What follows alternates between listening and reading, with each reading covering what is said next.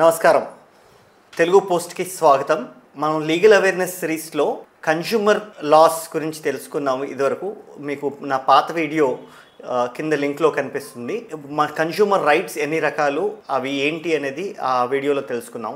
ఇప్పుడు అసలు కన్జ్యూమర్ అంటే ఎవరు అనేది తెలుసుకొని తర్వాత కన్జ్యూమర్ కేసెస్ ఎలా వేయాలి, ఎవరిని అప్రోచ్ అవ్వాలి, ఇలాంటి విషయాలన్నీ ఈ వీడియోలో తెలుసుకుందాం. ముందుగా కన్జ్యూమర్ అంటే ఎవరు? ప్రతి మనిషి ఎవరైతే ఒక వస్తువుని కొంటాడో లేదా ఒక సేవని కొనుక్కుంటాడో డబ్బులు వేచించి అతను కన్జ్యూమర్ అవుతాడు. కడుపులో ఉన్న బిడ్డ దగ్గర నుంచి కాటికి వెళ్ళే మనిషి వరకు కూడా ప్రతి ఒక్కళ్ళు కన్జ్యూమరే. సో కన్జ్యూమర్ అనేవాడు పేదవాడై ఉండొచ్చు, ధనికుడై ఉండొచ్చు, అక్షరాస్యుడై ఉండొచ్చు, నిరక్షరాస్యుడై ఉండొచ్చు, లేదా మగవాడై ఉండొచ్చు, ఆడవాళ్ళై ఉండొచ్చు, పిల్లలై ఉండొచ్చు, పెద్దవాళ్ళై ఉండొచ్చు. అందరూ కూడా కన్జ్యూమర్సే. ఎందుకంటే అందరూ కూడా ఏదో వస్తువు కొంటుంటారు, దాన్ని ఉపయోగిస్తుంటారు. కాబట్టి ప్రతి మనిషి కూడా కన్జ్యూమర్ అవుతారు. అయితే ఈ కన్జ్యూమర్స్కి మనం ఇదివరకు చెప్పుకున్న వీడియోలో చాలా రైట్స్ ఉన్నాయి. ఆ రైట్స్ వయలేట్ అయినప్పుడు ఏం చేయాలి, ఎలా మనం ముందుకెళ్ళాలి? ముందుగా మనం నేషనల్ కన్జ్యూమర్ హెల్ప్ లైన్ అని ఒక వెబ్సైట్ ఉంది. మనకి సెంట్రల్ గవర్నమెంట్ ఈ నేషనల్ కన్జ్యూమర్ హెల్ప్ లైన్ని నడిపిస్తుంది కన్జ్యూమర్ అఫేర్స్ మినిస్ట్రీ నుంచి.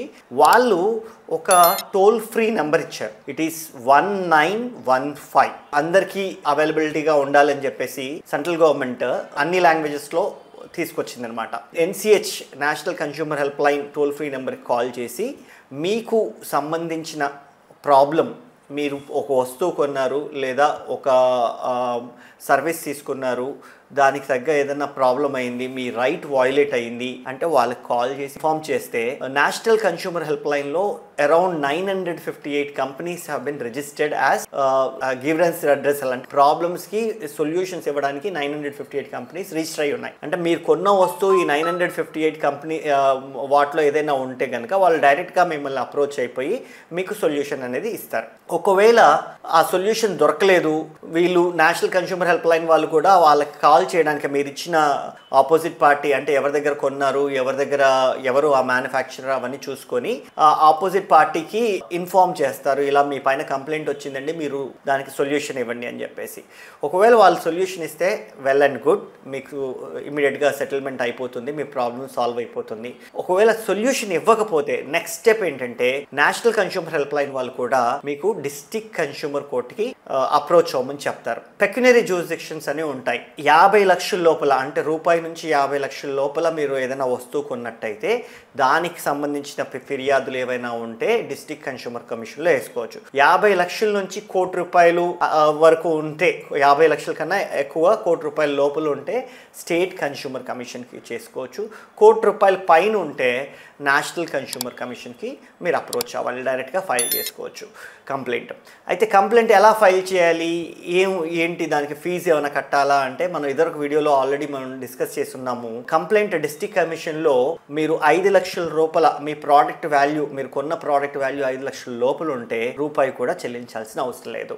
ఒకవేళ 5 లక్షల కన్నా ఎక్కువ ఉంటే, 5 లక్షల నుంచి 10 లక్షల లోపల ఉంటే ₹200 ఫీజు కట్టాలి. 10 లక్షల నుంచి 20 లక్షల రూపాయల వరకు ఉంటే ₹400, 20 లక్షల నుంచి 40 లక్షలు ఉంటే ₹800, 40 లక్షల నుంచి 50 లక్షలు ఉంటే ₹1000 ఫీజు. మాక్సిమం మీరు డిస్ట్రిక్ట్ కమిషన్లో కట్టే ఫీజు ₹1000 మాత్రమే. ఈ ఫీజు కట్టి మీ డీటెయిల్స్ మనకు ఒక ప్రొఫార్మా ఉంటుంది, ఆ ప్రొఫార్మా ప్రకారం కంప్లైంట్ చేయాలి.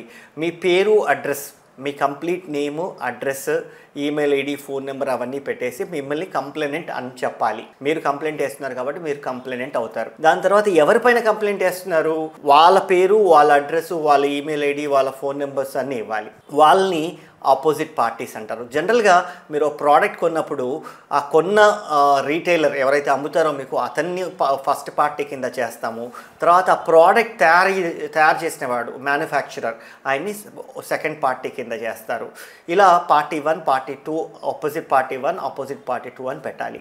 పెట్టేసి మీకు అయిన తర్వాత brief narration of the complaint, మీకు అయిన గ్రీవియన్స్ ఏంటి, మీరు ఏమైంది, మీరు ఎప్పుడు కొన్నారు, ఆ వస్తువు ఎప్పుడు కొన్నారు, దానికి నాణ్యత లేదా, లేకపోతే దాంట్లో ప్రాబ్లం వచ్చిందా, దాన్ని రిపేర్ చేయమంటే రిపేర్ చేయట్లేదా, ఏంటి అనేది మొత్తం నరేట్ చేయాలి.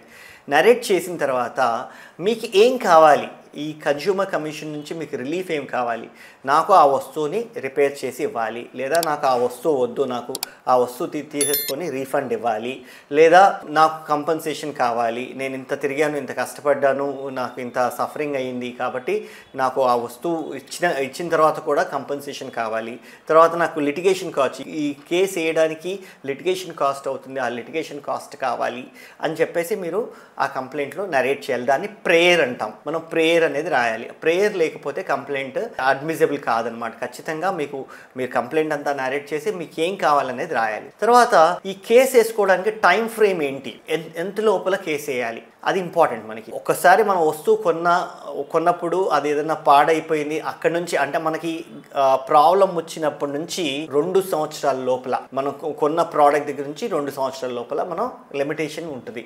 ఆ 2 సంవత్సరాల లోపల మనం కేసు వేసుకోకపోతే 2 సంవత్సరాల తర్వాత మీరు కేసు వేస్తే మీకు టైం అయిపోతుంది కాబట్టి మీ కేసుని ఎంటర్టైన్ చేయరు. సో లిమిటేషన్ యాక్ట్ ప్రకారం అది ఇంపార్టెంట్. తర్వాత ఎక్కడ వేయాలి కేసు, నేను హైదరాబాద్లో ఉన్నాను, హైదరాబాద్లో వేయాలా, లేదా మ్యానుఫ్యాక్చరర్ ఢిల్లీలో ఉన్నాడు, ఢిల్లీలో వేయాలా, లేదా నా రీటైలర్ నేను గుంటూరు వెళ్ళాను, గుంటూరులో కొన్నాను వస్తువు, గుంటూరులో వేయాలా, ఎక్కడ వేయాలి అన్నప్పుడు మనకి కొత్త చట్టం కన్స్యూమర్ ప్రొటెక్షన్ యాక్ట్ 2019 మనకు ఆప్షన్ ఇచ్చింది. మీరు ఎక్కడ నివాసం ఉంటే అక్కడ వేసుకోవచ్చు కేసు, లేదు మీరు ఎక్కడ పని చేస్తుంటే, మీరు వర్కింగ్ హైదరాబాద్లో ఉంటున్నారు కానీ విజయవాడలో పని చేస్తారు, అంటే అప్ అండ్ డౌన్ చేస్తుంటారు, సో విజయవాడలో వేసుకోవచ్చు లేదా హైదరాబాద్లో వేసుకోవచ్చు, లేదు మ్యానుఫ్యాక్చరర్ ఢిల్లీలో ఉన్నాడు, సో ఢిల్లీలో కూడా మీరు కేసు వేసుకోవచ్చు. మీ convenience, consumer convenience is the important. మీకు ఎక్కడ సులభం అనిపిస్తే అక్కడ మీరు కేసు వేసుకోవచ్చు. సో మీకు కాజ్ ఆఫ్ యాక్షన్ అంటే ఎక్కడ ఆ వస్తువు కొన్నారో ఆ వస్తువు కొన్న చోట కానీ, లేదా మీరు పనిచేసే చోట కానీ, మీరు నివాసం ఉండే చోట కానీ, లేదా ఆ మ్యానుఫ్యాక్చరర్ ఎక్కడున్నాడో అక్కడ ఆ ప్లేస్లో కంప్లైంట్ వేసుకోవచ్చు. అయితే మనం అనుకున్నట్టు 50 లక్షల లోపల, దాని విలువ 50 లక్షల లోపల ఉంటే డిస్ట్రిక్ట్ కన్స్యూమర్ కమిషన్లో వేస్తారు, దాని విలువ 50 లక్షలకు పైన ఉంటే స్టేట్ కన్స్యూమర్ కమిషన్లో వేస్తారు, దాని విలువ ₹1,00,00,000 పైన ఉంటే నేషనల్ కన్స్యూమర్ కమిషన్లో వేస్తారు. కంప్లైంట్ ఫైల్ చేసిన తర్వాత కన్స్యూమర్ కమిషన్ ఏం చేస్తుందంటే ఆ కంప్లైంట్ తీసుకొని 21 రోజుల లోపల, మీకు కంప్లైంట్ ఫైల్ చేసిన 21 రోజుల లోపల మీకు కంప్లైంట్ నెంబర్ అనేది ఇస్తారు. కంప్లైంట్ నెంబర్ ఇచ్చి అవతల వైపు ఆపోజిట్ పార్టీస్ ఎవరైతే మీరు నరేట్ చేశారో కంప్లైంట్లో వాళ్ళకి మీ కంప్లైంట్ కాపీని పంపిస్తారు. పంపించేసి వాళ్ళని సమాధానం అడుగుతారనమాట. సో వాళ్ళకి 30 రోజుల టైం ఉంటుంది రిప్లై చేయడానికి. ఈ 30 రోజులు సరిపోవు అనుకుంటే వాళ్ళు ఇంకో 15 రోజులు ఎక్స్ట్రా టైం అడగొచ్చు. మొత్తం ఓవరాల్గా 45 రోజుల టైం ఉంటుంది. ఈ 45 రోజుల లోపల వాళ్ళు మీ కంప్లైంట్కి సమాధానం ఇవ్వాలి. ఆ సమాధానం ఇచ్చేప్పుడు జనరల్గా ఈ ఆపోజిట్ పార్టీస్ వాళ్ళు ఏం చేస్తారంటే సమాధానం ఎలా ఇస్తారంటే, మేము ఏ తప్పు చేయలేదండి, మా ప్రోడక్ట్ చాలా బాగుంది, ఇతను కంప్లైంట్ తప్పు చెప్తున్నాడు, కంప్లైంట్ కరెక్ట్ కాదు అని చెప్పేసి వాళ్ళు రిప్లై చేస్తారు. అప్పుడు మీరేం చేయాలి, నెక్స్ట్ వాళ్ళ సమాధానం వచ్చిన తర్వాత ఆ సమాధానం కాపీ మీకు కూడా ఇస్తారు. ఆ కాపీ తీసుకొని మీరు వాళ్ళు చెప్పేది అబద్ధం, వాళ్ళు తప్పు చెప్తున్నారు, నాకు నిజంగానే నష్టం జరిగింది, నా ప్రోడక్ట్ కరెక్ట్గా లేదు అని చెప్పదగ్గ ఎవిడెన్సెస్, సాక్ష్యాలు తీసుకురావాలి. మీరు కొన్నప్పుడు బిల్లు, కొన్నిసార్లు అసలు మా కస్టమరే కాదు అంటారు. సో మీరు బిల్లు ఉంటే ఆ బిల్లు బేస్ చేసుకొని వాళ్ళ కస్టమరా కాదా డిసైడ్ చేసేయచ్చు. అలాంటి సాక్ష్యాలు అనమాట. సో బిల్లు కానీ, ఆ ప్రోడక్ట్ పాడైపోయి ఉంటే ఎలా పాడైపోయింది, ఎలా ఏమైంది, ఫొటోస్ ఉన్న ప్రోడక్ట్ ఫొటోస్ కానీ అట్లాంటివి ఏమైనా ఉన్నా అవన్నీ తీసుకొని పెట్టుకోవాలి. తర్వాత కొన్నిసార్లు టెస్ట్ రిపోర్ట్స్ కావాల్సి ఉంటుంది. ఆ టెస్ట్ రిపోర్ట్స్ అన్ని తీసుకొచ్చి ఎవిడెన్స్లో వేస్తాం. ఎవిడెన్స్లో ఈ డాక్యుమెంట్స్ అన్నిటిని మార్క్ చేయించుకోవాలి. ఎగ్జిబిట్ 1, ఎగ్జిబిట్ 2, ఎగ్జిబిట్ 3 అని చెప్పేసి మీ డాక్యుమెంట్స్ అన్నిటిని మార్క్ చేస్తారు. మార్క్ చేసిన తర్వాత మీ ఎవిడెన్స్ అయిపోయిగానే ఆపోజిట్ పార్టీకి కూడా ఎవిడెన్స్ చేయడానికి ఛాన్స్ ఇస్తారు. వాళ్ళు కూడా వాళ్ళ సాక్ష్యం, అంటే వాళ్ళ డిఫెన్స్కి వాళ్ళ సాక్ష్యం తెచ్చుకోవాలి కదండి. సో వాళ్ళకు కూడా అవకాశం ఇస్తారు, వాళ్ళకి డిఫెన్స్ సాక్ష్యం వేసుకోవడానికి ఇస్తారు. వాళ్ళ డాక్యుమెంట్స్, వాళ్ళ టెస్ట్ రిపోర్ట్స్ అన్నీ కూడా వాళ్ళు కూడా వేస్తారు. దాని తర్వాత మీకు రిటర్న్ ఆర్గ్యుమెంట్స్ అనేది వేసుకోవాలి. మీరు రిటర్న్ ఆర్గ్యుమెంట్స్ వేయలేకపోతే మీ కంప్లైంట్ని, ఎవిడెన్స్ని రిటర్న్ ఆర్గ్యుమెంట్స్ కింద ట్రీట్ చేయమని చెప్పి కూడా అడగొచ్చు. మీ లాయర్ కనుక ఉంటే లాయర్ ఖచ్చితంగా రిటర్న్ ఆర్గ్యుమెంట్స్ వేస్తారు. మీరు లాయర్ లేకపోతే మీరు పార్టీ ఇన్ పర్సన్ అపీర్ అవుతుంటే కన్స్యూమర్ కమిషన్స్లో మీరు ఐదర్ రిటర్న్ ఆర్గ్యుమెంట్స్ వేసుకోవచ్చు, లేదా ఒక మెమో వేసి ఆ మెమోలో మీ కంప్లైంట్ కంటెంట్స్ని, ఎవిడెన్స్ కంటెంట్స్ని, డాక్యుమెంట్స్ని రిటర్న్ ఆర్గ్యుమెంట్స్ కింద ట్రీట్ చేయమని చెప్పి అడగొచ్చు. తర్వాత ఆపోజిట్ పార్టీస్ వాళ్ళు కూడా రిటర్న్ ఆర్గ్యుమెంట్స్ వేస్తారు. అయిన తర్వాత ఓరల్ ఆర్గ్యుమెంట్స్ అంటే మీరు ఆ కమిషన్కి మీ సంబంధించిన గ్రీవియన్స్ పర్సనల్గా ఎక్స్ప్లెయిన్ చేస్తారు మొత్తం అంతా, దాన్ని ఓరల్ ఆర్గ్యుమెంట్స్ అంటారు. ఈ ఓరల్ ఆర్గ్యుమెంట్స్ అయిపోయిన తర్వాత commission will reserve the order and then they pass the order within 15 days. 15 రోజుల లోపల మీకు ఆర్డర్ వస్తుంది. ఆ ఆర్డర్ అనేది ఐదర్ మీ కంప్లైంట్ని డిస్మిస్ చేయడమో లేదా మీ కంప్లైంట్ని అలో చేస్తూ మీ కంపెన్సేషన్ పే చేయమని చెప్పడమో, మీరు పే చేసిన దానికి అగ్రీ అవుతూ ఇవ్వడం అనేది జరుగుతుంది. సో ఇదంతా ప్రాసెస్ 3 నెలల టైం. నార్మల్గా any product or process it is 3 months time. కానీ ఇఫ్ టెస్టింగ్ రిక్వైర్మెంట్ అంటే ప్రోడక్ట్ టెస్ట్ చేయాలి, ల్యాబొరేటరీకి పంపించాలి, అనాలిసిస్ చేయాలి, అలాంటివన్నీ ఉన్నప్పుడు అది 5 నెలల టైం వరకు కూడా పట్టొచ్చు. సో 3 నెలల నుంచి 5 నెలల వరకు కన్స్యూమర్ కంప్లైంట్ అనేది డిసైడ్ అవుతుంది. మామూలుగా రెగ్యులర్ కోర్టులో మనకి సంవత్సరాలు అయ్యేది, కన్స్యూమర్ కోర్టుకు వచ్చేసరికి రెగ్యులర్ కంప్లైంట్స్ 3 నెలలు, టెస్టింగ్ అండ్ అనాలిసిస్ అవసరమయ్యే కంప్లైంట్లు 5 నెలల వరకు టైం పడుతుంది అనమాట.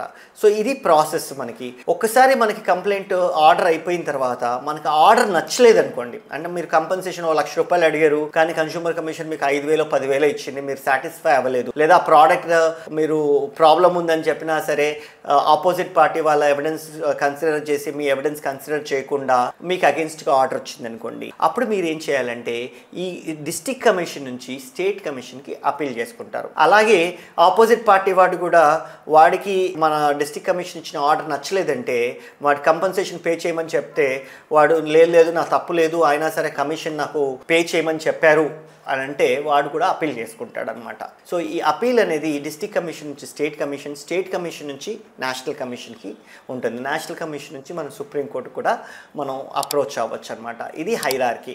ఈ హైరార్కీలో ఉంటుంది.